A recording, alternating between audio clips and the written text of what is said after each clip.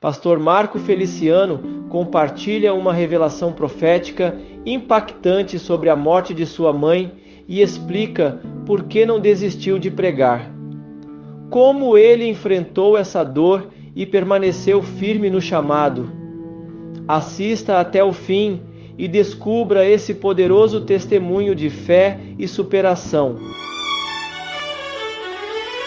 Revelação profética. Como ele enfrentou o luto? Graça e paz, amados irmãos. A palavra de Deus nos diz em Salmos 34:18: Perto está o Senhor dos que têm o coração quebrantado e salva os contritos de espírito. Hoje trago a vocês um testemunho poderoso de fé e superação. Vamos falar sobre a revelação profética e o luto que marcaram a vida do pastor Marco Feliciano. Como ele enfrentou a perda de sua mãe e mesmo em meio à dor permaneceu firme no seu chamado? Antes de começarmos, gostaria de pedir um favor especial a você, nosso querido espectador. Se você está gostando dos vídeos que compartilhamos aqui e deseja acompanhar mais conteúdos inspiradores como este, por favor, inscreva-se no canal, ative o sininho para receber todas as notificações e deixe seu like. Nos comentários fixados, você encontrará o link para o nosso grupo de oração, onde podemos interceder uns pelos outros. Estou ansioso para ler o seu comentário. Sua participação é fundamental para continuarmos trazendo mensagens edificantes e de qualidade para vocês. Agora, prepare o seu coração, porque esta mensagem vai impactar sua vida.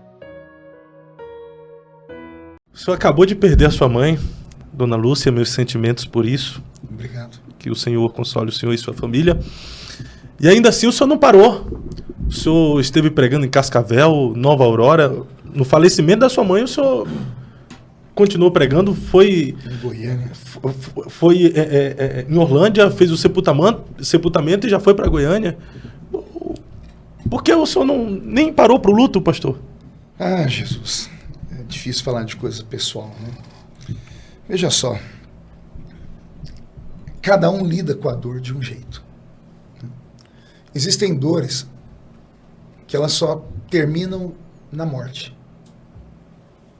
Mas existem chamados que nem o luto é capaz de parar eles. Porque o que grita dentro da gente é maior. Eu fiz tudo que eu pude pela minha mãezinha, Deus sabe. Das tripas coração.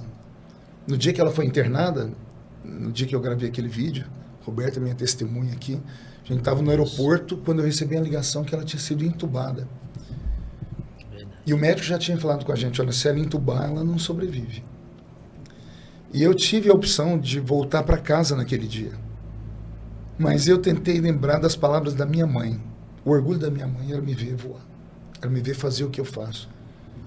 Eu orei por ela 34 anos para Jesus salvá-la. E quando Jesus salvou, ela entendeu a minha chamada.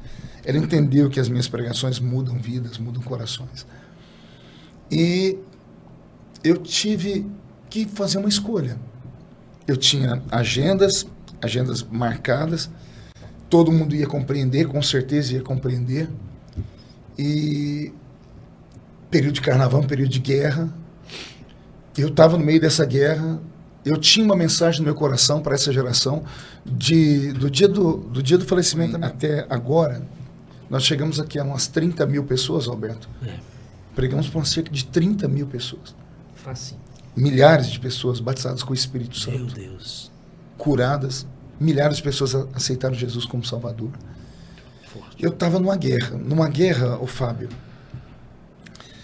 O soldado que está do seu lado aqui, ele é alvejado com um tiro. Ele caiu morto. O soldado que está na guerra, se ele parar de guerrear para cuidar do soldado morto, ele morre junto também. Porque esse já morreu, você não tem o que fazer por ele.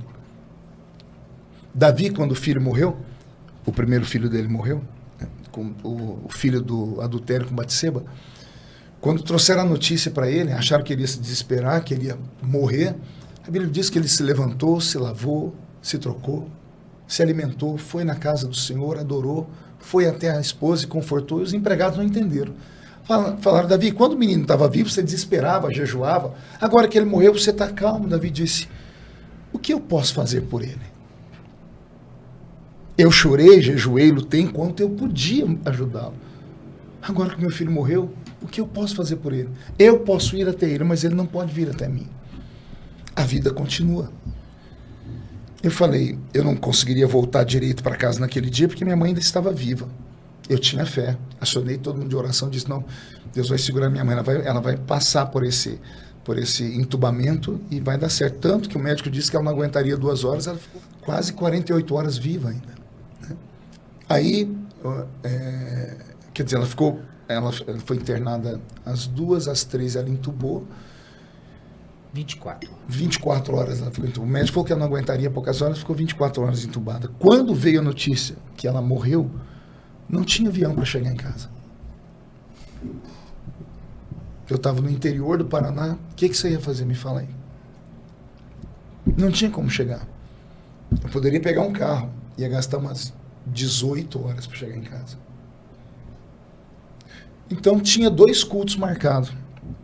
Falei para o Roberto, me ajuda, eu vou ter que engolir a seco aqui. Orei muito, pedi a Deus força e fui, preguei como um leão. Né? Preguei em honra da minha mãe. Preguei porque eu sabia que se ela tivesse viva, ele ia dizer para mim, continua pregando. No dia seguinte, consegui com um amigo, que lutei com ele a noite inteira, ele foi me dar a resposta, era 11 horas da noite, que ele conseguiu um aviãozinho. Então, depois do culto, eu falei, agora, Beto, vou conseguir chegar em casa. Chegamos lá, fui no velório da minha mãe, enterrei minha mãe, discursei no velório dela, segurei minhas lágrimas, o que eu pude, teve hora que não teve jeito, eu desabei, peguei na alça do caixão da minha mãe, sepultei a minha mãe, engoli o meu choro, dei um beijo na minha família, falei, Roberto, vamos embora que nós temos que pregar. Fui à noite, preguei para 22 meus jovens, expliquei para eles que não era questão de ser uma pessoa fria, não era questão de ser uma pessoa que ignorou a morte da mãe. Como é que alguém ignora a morte da mãe? Fala para mim. Não tem como. Não existe isso. Não existe essa possibilidade, né? Ignorar a morte da própria mãe. Só se for um doente mental, de fato, um psicopata que mata o próprio pai ou a mãe. Todo mundo sabe da paixão que eu tinha pela minha mãe. Quantos testemunhos eu contei? Da dona Lúcia, né? E eu arrumei forças onde não tinha, para poder cumprir o meu. E ainda estou arrumando forças. Porque eu falei para Jesus, eu vou chorar o luto sexta-feira. Porque até quinta-feira eu tenho eventos marcados, é carnaval, o diabo está operando de um lado. E o que eu puder fazer nesse período para ajudar o reino, para fortalecer os meus irmãos, para dar sentido à vida das pessoas, até com o meu testemunho. Né? Porque o meu testemunho maior, Fábio, e o que me deu forças mesmo, foi que a minha mãe faleceu às 4h20. Está lá no obituário dela. Depois eu fui ver. 4h20 foi o horário que ela faleceu. A hora que ela foi recolhida. 4h21, eu tenho uma mensagem no meu celular gravada, de uma mãe de oração. Estava orando pela minha mãe. Quando minha mãe entubou, eu falei para minha mãe entubou, ora por mim e tal.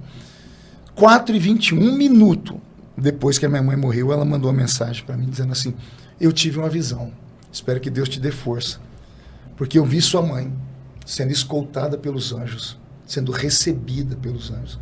Ela disse, eu vi anjos grandes, e uma voz falava, são os querubins.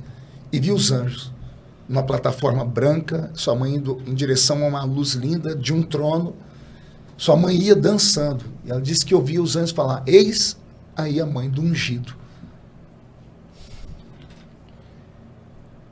Glória a Deus.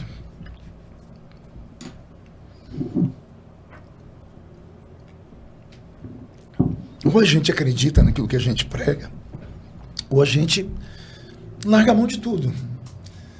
Eu olhei para aquele caixão, eu fui lá, eu dei um beijo na minha mãe, eu fiquei perto, o tempo que eu pude, eu passei mal perto dela, minha mãe gelada. Eu falei, Senhor, o Senhor falou comigo, não é sua mãe. Isso aqui é só a carcaça. Sua mãe não está partindo agora. Minha mãe não morreu ali quando eu enterrei ela. Minha mãe morreu o dia anterior. No dia anterior, o espírito dela voltou para Deus. No dia seguinte, que nós colocamos o pó no pó. Eclesiastes 12:7. O pó volta ao pó, mas o espírito, esse retorna a Deus, porque foi Deus que o deu. Então, aquela carcaça ali, que as pessoas foram se despedir dela, né? Eu não queria nem ficar perto, porque aquela não era minha mãe não era feia daquele jeito ali. Estava inchada, estava deformada. Se eu pudesse Eu nem velório aqui. Porque eu queria ter aqui na minha memória a última vez que eu vi minha mãe. Minha mãe, ela mesma era doentinha, ela estava sentada domingo, né, na segunda-feira. Fui na casa dela, ela estava lá na cama, deitada, já não andava, fazia 45 dias sem andar, sofrendo, variando, não conhecendo mais as pessoas, aquela ali. Mas mesmo assim ainda estava com um semblante bonito, ela ainda sorriu. Agora aquela ali no caixão, aquela ali não era minha mãe. Minha mãe está no céu. Então eu costumo dizer que a vida é feita de escolhas. Tem gente que não suporta a dor. Tem gente que aguenta a dor. Essa não foi sempre a minha marca, Fábio? Sempre. Eu nunca soube bater, mas pensa no que aguentou apanhar. Suportou a dor das pancadas, né? Eu estou desde quinta-feira sem dormir. Eu durmo 1 hora, 2 horas por noite, me segurando, tentando trazer à memória só o que me dá esperança. Procurando na internet os videozinhos, eu com a minha mãe sorrindo, minha mãe brincando com a Aurora. Eu não posso me dar o luxo de, nesse momento, desabar. Entende? Eu não posso me dar o luxo de desabar. Eu tenho uma missão. Lembra como eu falei no início? Existem dores que só acabam na morte. Mas tem chamadas e vocações que nem o luto para ele. Não pode me parar. Eu tenho uma missão. Podem falar o que quiser, podem me julgar como quiser. Cada um fala o que pensa. Mas eu estou com a consciência limpa. E eu tenho certeza que a minha mãezinha está sorrindo. Está lá no céu. Deve ter encontrado já um netinho dela, que foi antes, meu filhinho. Deve ter encontrado meu pai, que eu dei o testemunho que ele foi salvo antes da morte. Então, a morte para nós não é uma coisa terrível. Nós que somos crentes, se fosse assim, como explicar o salmista dizendo que bom é aos olhos do Senhor a morte dos seus santos? Como explicar Paulo dizendo, combati o bom combate, acabei a carreira e guardei a fé? A morte é uma carruagem que vai nos tirar desse mundo e nos levar para um mundo muito melhor. O cristianismo é uma religião tão poderosa que ela te dá o direito de você viver aqui, mas refletindo para a eternidade. Aqui é só um tempo. Minha mãe cumpriu a missão dela. Quando eu cheguei lá diante do caixão, antes, quando eu estava para desabar, foi onde eu encostei nela um pouquinho, foi o único momento que eu fiquei perto, eu comecei a lembrar tudo. Minha mãe é uma mulher que só sofreu na vida. 13 anos de idade, fica órfã, vai para o meio da rua pedir esmola. Conhece meu pai, os irmãos dela foram entregues para os vizinhos, o meu avô sumiu, e ela, como era mais velha, de 13 anos, ninguém quis ela adotar minha mãe, então minha mãe dormia na rua. Minha mãe dormia no lixão da cidade, chamado Remonta. Ela conhece meu pai pedindo esmola na rua. Meu pai viu uma menina bonita, esperto, mulherengo, alugou um cômodo para minha mãe. Minha mãe foi concubina dele por 30 anos. Foi trabalhar na casa de uma mulher que ensinou para ela uma maldita profissão, que era abortar a criança. Minha mãe encontrou uma doença na mente, tomava remédio controlado. Minha mãe não sabia ler, não sabia escrever. Minha mãe só apanhou da vida. Teve uma morte horrível por causa do cigarro que destruiu o pulmão dela. O cigarro roubou 20 anos da minha mãe. Aí eu estou ali na beira do caixão olhando e falo, meu Deus, me ajuda a entender. Qual foi o propósito da vida dessa mulher aqui? Aí Jesus bateu no meu peito aqui e falou assim, ela cumpriu o propósito dela. Ela deu a luz a você. Forte. E você tocou o mundo. Você tocou vidas, você tocou milhares, milhões de vidas. Então a missão da minha mãe nessa terra era essa. Era dar luz a um engraxate, a um menino sem prospecção de futuro nenhuma, e esse menino se tornar um exemplo. Então a missão dela foi essa. Minha mãe não ganhou uma única alma para Jesus, mas ela colocou no mundo um filho que ganhou milhares, milhões de almas para Jesus. Cada um tem uma missão. Então, se a gente vai de um acidente de carro, se vai embora com uma doença ruim, com um câncer, não importa como atravessar o véu dessa realidade para outra. O que importa é que a ponte está lá. E Jesus é quem pega na mão da gente para atravessar a ponte do outro lado. E a missão dela continua através do Senhor. Todos os cultos que eu tenho pregado, eu termino de pregar, dobro o meu joelho e falo, Senhor, esse culto é um tributo à vida da minha mãe. Me dá força para ir para o próximo culto. Aí sexta-feira eu vejo o que eu faço. Sexta-feira eu vou lá para o cemitério, sei lá, sentar na beira da tumba pensar, chorar tudo que está guardado aqui dentro. Mas agora eu não tenho tempo para isso, eu estou numa guerra. Mas se eu tivesse que falar as últimas palavras para sua mãe, não sei se teve essa oportunidade, antes dela partir, quais palavras seriam essas? Eu disse para ela, quando a mente dela ainda estava boa, né? Que a última vez que eu vi ela foi segunda, eu beijei a testa dela e falei assim, obrigado, viu, mãe? Muito obrigado. Eu te amo. Se eu pudesse falar para ela agora aqui, né? Eu dizer para ela assim, a senhora é minha heroína. Uma mulher sem um diploma, sem saber ler e escrever, formou um homem. A maior faculdade da minha vida foi a minha mãe. Foi graças a ela, e todo mundo, o Brasil inteiro já ouviu esse testemunho. Quando eu engraxava o sapato do empresário da minha cidade, ele disse que eu ia ser um trombadinha. Falou, me usou de exemplo para o filho dele, né? O filho dele estava lá brigando pela comida, não como isso, não como aquilo. E eu lá num cantinho engraxando os 14 pares de sapato dele. E ele, para me usar de exemplo, para puxar a orelha do menino, falou, tá vendo aquele menino ali? Ó? Ele não tem pai, a mãe dele é lavadeira. E ele está aqui para eu dar uns troquinhos para ele levar comida para casa dele. O futuro desse menino é ser um trombadinha. Você pode ser um médico e está aí ignorando a comida. Ele não falou por mal, eu tenho certeza que ele não falou para me atingir. Ele estava querendo puxar a orelha do menino, trazer o filho dele para a realidade. Mas aquilo entrou aqui dentro e me machucou. Fui para casa, chorei. Quando a minha mãe chegou 2 horas da tarde, no sábado, eu pulei na barriga dela, assim, abracei, chorando. Ela falou, o que foi? O que foi? Eu falei, aí eu contei para ela. Aquele homem falou que eu vou ser um trombadinho. Ela falou assim, o quê? Ela me deu um chacoalhão e disse, para de chorar. Se é isso, para de chorar. Eu falei, mas mãe, ela falou, você não vai ser um trombadinha. Ser pobre não é defeito, filho. Ser vagabundo é. Você vai ser o que você quiser ser na vida. E eu peguei aquela palavra profética, botei dentro da minha alma e disse, então eu vou ser alguém. E eu vivi para ser alguém. E minha mãe, tem certeza que ela tinha muito orgulho da minha vida. Com certeza, pastor. Com certeza, pastor. Temos orgulho da sua vida, pastor. Milhares de pessoas. Milhares de pessoas, uma geração é grata a Deus pelo seu sim, ao chamado, à vocação. O Senhor continua sendo uma inspiração para nós aí. Muito obrigado. Amém. Obrigado. Obrigado mais uma vez por... Isso acaba com a gente. E agora, né? E agora? Acaba. Mas obrigado, pastor, por mais uma vez ter vindo aí, aceitar o nosso convite, compartilhar a sua alma com a gente. Só para não ficar nenhuma dúvida, minha mãe aceitou Jesus como Salvador, viu, gente?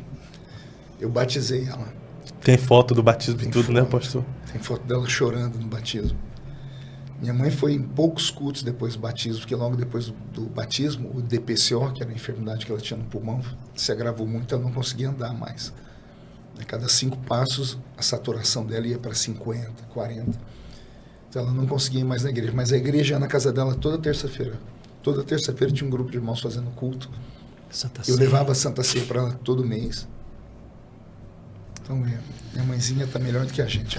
Eu sou o profeta pastor Marconi Silva e quero te convidar a conferir os comentários fixados, onde deixei o link do nosso grupo de oração.